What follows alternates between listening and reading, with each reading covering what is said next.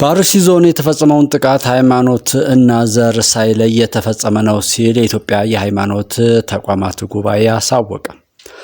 በኦሮሚያ ክልል በአርሲ ዞን የተፈጸመው ጥቃት ሃይማኖትና ዘር ሳይለይ እንደተፈጸመ ባደረገው ማጣራት ማረጋገጡን የኢትዮጵያ የሃይማኖት ተቋማት ጉባኤ ዛሬ አስታውቋል።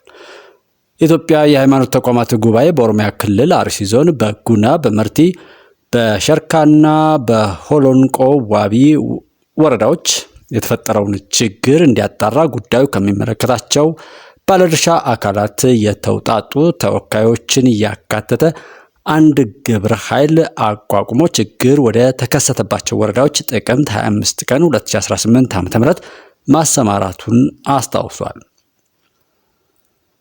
አጣሪ ኮሚቴው ችግር ወደ ተከሰተባቸው 4 የአርሲ ዞን ወረዳዎች በአካል በመሄድ ጉዳዩን ለ5 ተከታታይ ቀናት ሲያጣራ ቆይቶ ዛሬ ህዳር 1 ቀን 2018 ዓ.ም በአጣሪ ኮሚቴው ሰብሳቢና ምክትል ሰብሳቢ የመጀመሪያ ደረጃ ሪፖርቱን ይፋ አድርጓልም ተብሏል። በዚህም አጣሪ ኮሚቴው በጉና፣ በመርቲ፣ በሸርካ እና በሆሎንቆ ዋቢ ወረዳዎች የሰዎች መገደል፣ መታገትና የንብረት ውድመት መከሰቱን ከአካባቢው ማህበረሰብና ጉዳት ከደረሰባቸው ወገኖች መረጃ ማግኘቱን ገልጿል። የተገደሉ ሰዎች እንዲሁም የአካል ጉዳትና የንብረት ውድመት ያጋጠማቸው ዜጎች አንድ የሃይማኖት ተከታይና አገልጋዮች አለመሆናቸውን ጠቅሶ ሃይማኖትና ዘር ሳይለይ ግድያና ጥቃት እንደተፈጸመ ሪፖርቱ በግልጽ አሳይቷልም ብሏል። የሀገራዊ ምክክር ህግና ህጋዊ ስርዓትን አደጋ ላይ የሚጥል ነውን ይላል የሀገራዊ ምክክር ኮሚሽን ያስቀመጠው ዘገባ። ህዳር 1 ቀን 2018 ዓ.ም በተለያዩ አጋጣሚዎች ሲገለጽ እንደቆየው የሀገራዊ ምክክር የዲሞክራሲ ስርዓት ግንባታ ሂደት ነው። ይህ በእንዲህ እንዳለ ሂደቱ ራሱን በቻለ ህጋዊ ማዕቀፍ የሚተዳደር ሲሆን የሂደቱ ውጤቶች ህጋዊ ስርዓትን አደጋ ላይ ሊጥሉ እንደሚችሉ ግንዛቤ ያላቸው አካላትም ይስተዋላሉ ብሏል በዘገባው። በእርግጥ የሀገራዊ ምክክር ሂደቶች ከህግ ፍልስፍናዎችና መሰረታዊ አስተምሮቶች ጋር የሚገናኙበት መንገድ እንዳለ አንዳንድ ጥናቶች ያመላክታሉ። በሌላ አገላለጽ ሀገራዊ ምክክር ከስነ ምግባር፣ ከሞራል ብሎም ከማህበረሰባዊ ስርዓቶች ጋር ተመጋጋቢ እንደሆነ በተለያዩ ሀገራት የተካሄዱ ምክክሮች አስረጃዎች ናቸው። ከዚህ አንጻር ሂደቱ ህግና ህጋዊ ስርዓትን አደጋ ላይ ከመጣል ይልቅ በምን መልኩ አዎንታዊ ድጋፍ እንደሚኖረው የተለያዩ መዛግብት አመክንዮአዊ ማስረጃ ያቀርባሉ። ለአብነት ያክልም የሚከተሉት ሀሳቦች ይህንኑ እንዲያብራሩ ቀርበዋል ብለዋል። አንደኛው የህግ አስፈጻሚ አካላት ማንነት ነው። ህግና ህጋዊ ስርዓቶች የህግ አስፈጻሚውን አካል ማንነት በማሳወቅና የስልጣን ገደቡን በመዘርዘር በአንድ ሀገር ውስጥ ስርዓት እንደሚያስከብሩ ይጠበቃል። በአንጻሩ ደግሞ በሀገራዊ ምክክር ሂደት ዜጎች በምክክርና በንግግር የህግ አስፈጻሚው አካል እንዲስተካከል ብሎም እንዲቀየር በማድረግ ዜጎች በህጋዊ ስርዓቱ ላይ አመኔታን እንዲገነቡም ያስችላልም ብለዋል። ሁለተኛው የህግና የሞራል ግዴታዎች መነሻነት ነው። የህግ ገዥነትና ህገ መንግስታዊ ስርዓትን በአግባቡ የተተገበሩ ለህዝብ አገልግሎት ይሰጣሉ ብሏል። ይህም ሲሆን የሞራል ግዴታዎች የሚጫወቱት ሚና ከፍተኛ ግምት የሚሰጠው መሆኑ ሳይዘነጋ ነው። የሀገራዊ ምክክር ሂደት በንግግር የሞራል ህጎችን ወይም ያልተጻፉ የህሊና ህጎችና የተጻፉ ህጎችን በድጋሚ በመቃኘትና በማስተባበር ቅቡልነት ያለው የፍትህ ስርዓት እንዲገነባ ከፍተኛ አስተዋጽኦ ያደርጋል ብሏል። ሶስተኛው የቆመለት ዓላማ ነው። እንደሚታወቀው የህግ ገዥነትና ህገ መንግስታዊ ስርዓት በአንድ ማህበረሰብ ውስጥ እኩልነትና ነጻነት ሰፍኖ ፍትህና ርትህ ያለባትን ሀገር ለመገንባት ጉልህ ሚና አላቸው።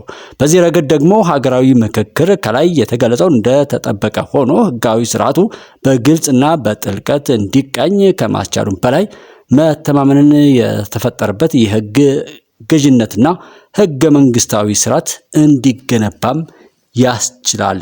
ኢትዮጵያም እየመከረች ነው። የሀገራዊ ምክክር ህግንና ህጋዊ ስርዓትን አደጋ ላይ የሚጥልም አይደለም ይላል የሀገራዊ ምክክር ኮሚሽን።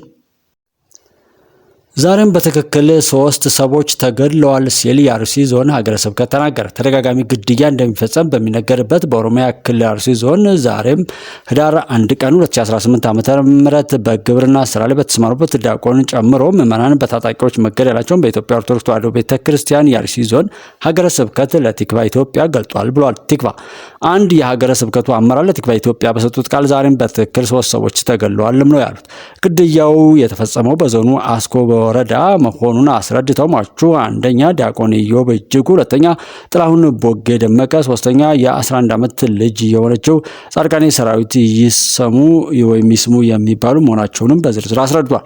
ሰዎቹ የተገደሉት ዛሬ ከጠዋት 2 ሰዓት ተኩል እንደሆነ ግድያ የተፈጸመበት ቦታ ልዩ ስሙ ጠለታ ገብርኤል እንደሚባልም እኚሁ አካል ለቲክቫ ኢትዮጵያ ተናግረዋል ተብሏል።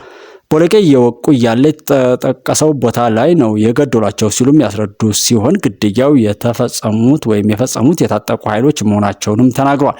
ከጥቅምት ወር ጀምሮ ስንት ምዕመናን ተገደሉ ማለት ነው ተብሎ ለቀረበላቸው ጥያቄ በሰጡት ምላሽ የሀገረ ስብከቱ አካል 33 ምዕመናን ተገድለዋል ሲሉም ተናግሯል።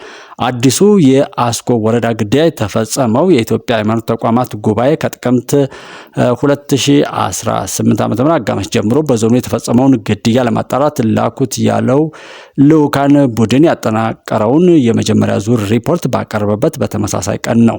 በዚህም ልዑካኑ በ4 ወረዳዎች አሰባሰብኩት ባለው ሪፖርት ግድያ መፈጸሙን ገልጦ በአርሲ ዞን ምዕመናን ላይ የተፈጸመውን አሰቃቂ ግድያ የፈጸሙት በኦሮሚያና አማራ ክልል ታጥቀው የሚንቀሳቀሱ ኃይሎች ስለመሆናቸው መረጃ አግኝተናል ብሏል። ይሁን እንጂ በጥቅምት 2018 ዓ.ም ስለተፈጸመው ግድያ ምላሽ እንዲሰጡ ምንም እንኳን ቲክቫ ኢትዮጵያ ወደ ክልሉና ዞኑ አካላት ሙከራ አድርጎ ቀጥተኛ ምላሽ ለመስጠት ፈቃደኛ ባይሆኑም የአርሲ ዞን አስተዳዳሪ አቶ ኢብራሂም ከድር ግን በዞኑ ግድያ ተፈጸመ መባሉ ሐሰት ነው ሲሉ ለቢቢሲ በወቅቱ ገልጠው ነበር። ቲክቫ ኢትዮጵያ ስለ ጥቅምቱ ግድያ በወቅቱ ምላሽ የጠየቃቸው አንድ የክልሉ አካል ደግሞ አርሲ ምን አጥፍቶ ነው የሚጠቃው ብለው ዝርዝር መረጃ ከመስጠት ተቆጥበው ነበር ብሏል። በሌላ በኩል ጉባኤው ዛሬ ባቀረበው ሪፖርት ግድያው አንድን ሃይማኖትና ብሔር ላይ ተኮር ያደረገ አይደለም ብሏል። ለዚሁ ሪፖርት አስተያየት እንዲሰጡ የአርሲ ዞን ሀገረ ስብከት አካልን የጠየቅን ሲሆን በጉዳዩ ተገርመው ዝርዝር አስተያየት ከመስጠት ግን ታቅቧል ብሏል ቲክቫ ኢትዮጵያ።